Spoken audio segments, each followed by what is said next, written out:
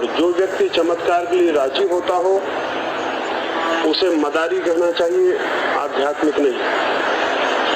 लेकिन मदारीपन से बहुत लोग प्रभावित होते हैं, अध्यात्म से प्रभावित होना भी बहुत मुश्किल है।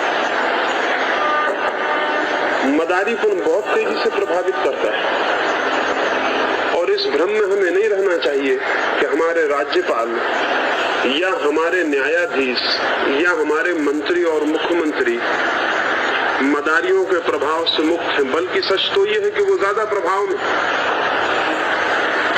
जिन लोगों की भी बहुत महत्वाकांक्षा है वो मदारियों के प्रभाव में बहुत जल्दी पड़ जाएंगे, क्योंकि मदारियों का दावा यह है कि उनके द्वारा किसी की भी महत्वाकांक्षा पूरी हो सकती है। कोई बीमार हो तो बीमारी ठीक हो सकती है, कोई पद पर न हो तो पद पर पहुंच सकता है, कोई किसी पद पर हो तो उसी पर जमा रहने का उपाय हो सकता है। किसी भी तरह की महत्वाकांक्षा से भरा हुआ व्यक्ति मदारी से प्रभावित होगा। और भी एक बात है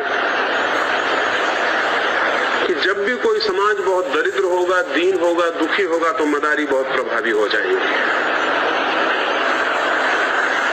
एक और कठिनाई है कि हमें ये भ्रम पैदा होता है कि हमारा राज्यपाल है या हमारा मुख्यमंत्री है या हमारे बहुत बड़े नेता हैं, चूंकि ये किसी दिशा में कोई ऊंचाई पा लिए हैं, इसलिए बाकी दिशाओं में ये साधारण ग्रामीण जन से बहुत आगे बढ़ गए। ये हमें नहीं सोचना चाहिए।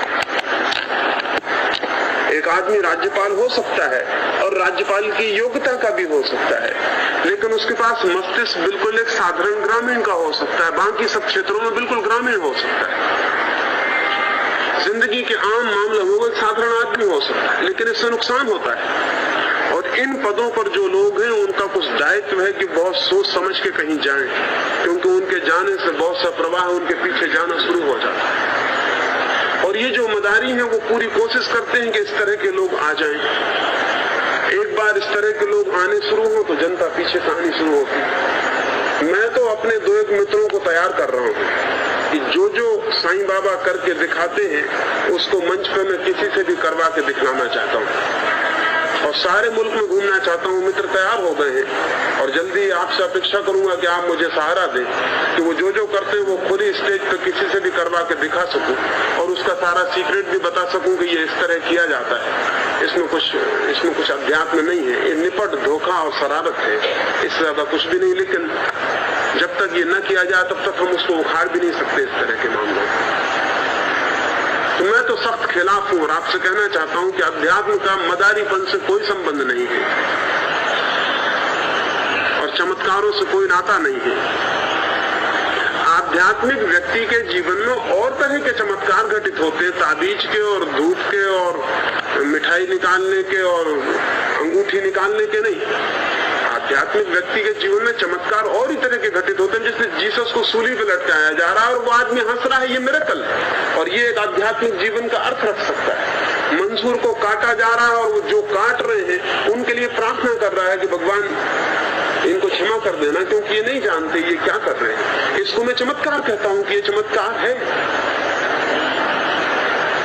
लेकिन ये कोई ताबीज निकालेगा और कोई मिठाई देगा और ये सब करेगा, ये सब चमत्कार नहीं। मेरे साथ एक महिला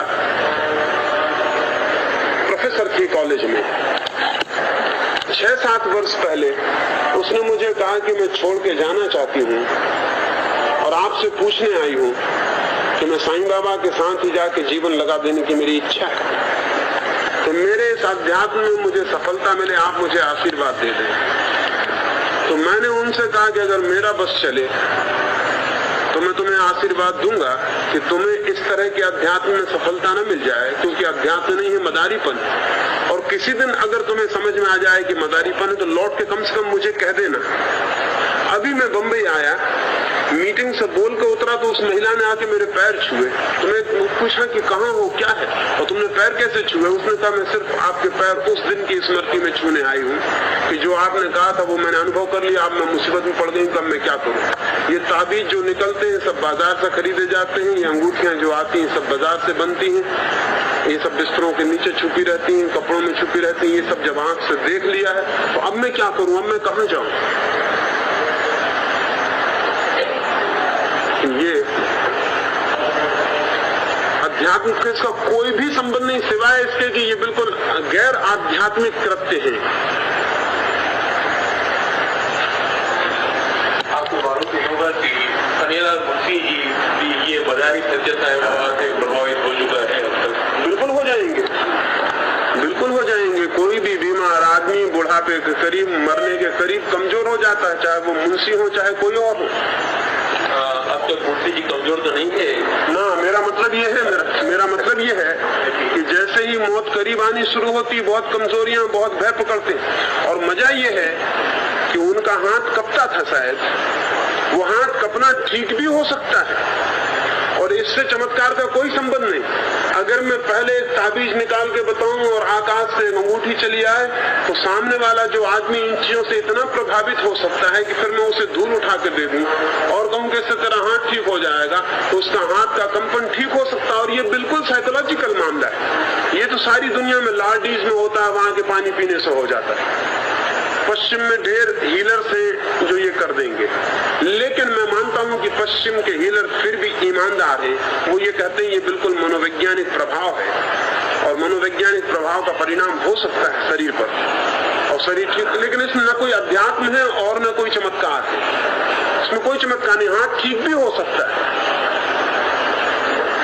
बीमारी मानसिक रूप से पैदा भी की जा सकती है, और चूंकि अब ये सिद्ध होता चला जा रहा है कि 100 में से 80% बीमारियां किसी न किसी रूप में मानसिक रूप से संबंधित होती हैं और 100 में से 50% बीमारियां तो मानसिक होती हैं।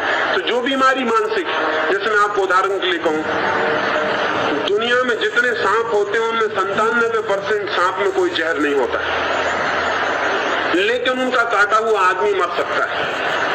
जहर नहीं होता है, लेकिन उनका काटा हुआ आदमी मर सकता है, और मर जाता है सिर्फ इसलिए कि उसको सांप ने काट लिया। लेकिन अगर इस आदमी की पूजा पत्री की जाए, झाड़ फूंक की जाए और इसे किसी तरह विश्वास दिलाया जा सके कि ये ठीक हो जाएगा, तो ये ठीक हो जाएगा। अभी मजे की बात यह है कि पहली उसकी भ्रांति थी मरने की ही, वो जो बीमारी थी वही झूठी थी, सांप तो जहर था ही नहीं, सिर्फ सांप ने काटा इसलिए वो घबरा के मर रहा था। अगर ये घबराहट किसी भी तरह से हटाई जा सके तो वो आदमी बच जाएगा। बीमारी झूठी थी, झूठा इलाज काम कर जाएगा। या ये भी हो सकता है कि बीमारी बिल्कुल वास्तविक रही हो, लेकिन अगर मन बहुत दृढ़ निश्चय कर ले, और दृढ़ निश्चय करने में ये मदारीगिरी सहायक होती है, क्योंकि अगर मैं पहले 10-5 ऐसे चमत्कार दिखाऊं जो आपके लिए विश्वास योग्य न हो और उन पे आपका विश्वास आ जाए, और फिर मैं आपको धूल दे दूं, तो आप उस धूल को जिस विश्वास से ले जा रहे हैं कि जिस आदमी ने ऐसे चमत्कार किए उसकी धूल तो सार्थक होने ही वाली है, इस पर अविश्वास का कोई कारण नहीं, तो ये धूल ऑटो हिप्नोटिक असर करेगी, इसका सम्मोहक असर होगा, ये फायदा कर सकता। लेकिन जरा मुंशी जी से ये पूछना कि हाथ फिर तो नहीं हिलने लगा। जहां तक मुझे किसी ने कहा है कि हाथ फिर हिल रहा है, लेकिन अब ये अखबार वाले खबर नहीं छाप रहे हो, ना मुंशी जी कह रहे हैं, मुझे अभी किसी ने कहा है आगे कि हाथ फिर हिलने लगा। तो आप जरा मुंशी जी को पता लगाइए कि हाथ अगर फिर हिलने लगा हो तो अब इसके अखबार में खबर देनी चाहिए, और अब दोबारा फिर कहना चाहिए कि इसको ठीक करो। और मैं मानता हूं कि दोबारा ठीक करना मुश्किल पड़ जाएगा। हमारी कठिनाई क्या है मैं आपको बताऊं। मैं एक गांव में ठहरा हुआ था, घर के बाहर शाम को टहल रहा हूं, एक बगल की खिड़की से एक औरत मुझे झांक रही बड़ी देर से। फिर वो नीचे आई और एक छोटे बच्चे को लाकर उसने मेरे पैर में लिटा दिया और कहा इसको छू दे, और मुझे पक्का विश्वास है कि ठीक हो जाएगा। उसको डिफ्टीरिया हुआ है और गला बिल्कुल रुंध गया। मैंने उससे कहा कि मुझे छूने में कोई हर्जा नहीं, खतरा यही है कहीं ये ठीक ना हो जाए, क्योंकि अभी ये मर नहीं गया, ये ठीक हो भी सकता है मेरे छूने से नहीं, ये मैं ना भी छूं तो भी ठीक हो सकता। अभी ये मर तो नहीं गया, अभी इसके 50 मौके जिंदा रहने के, 50 मौके मरने के। मैं छूने में मुझे हर्ज नहीं, लेकिन छूने से कहीं अगर ये बच गया तो खतरा है, क्योंकि तब तुम्हें ये ख्याल होगा कि मेरे छूने से बच गया। वहां भीड़ लग गई, और घर जिस घर में ठहरा हूं उस घर के लोग भी कहने लगे आप ऐसी कठोरता की बातें कर रहे हैं, आपको छूने में क्या बिगड़ता। वो स्त्री रो रही, वो कह रही मेरा बच्चा मरा तो आप ही जिम्मेवार होंगे, आप छू दे। मैंने घर के लोगों को बहुत समझाया, वो कोई मानने को राजी नहीं, उस बच्चे को छूना पड़ा। दोबारा जब मैं गया तो मुश्किल हो गई, वहां ना कोई आध्यात्मिक जिज्ञासु आया सुनने फिर मुझे, फिर तो वहां लंगड़े लूले अंधे वो सब चले आ रहे हैं कि आप हमको छू दे। वो बच्चा बच गया। अगर 100 मरीजों को मैं छूं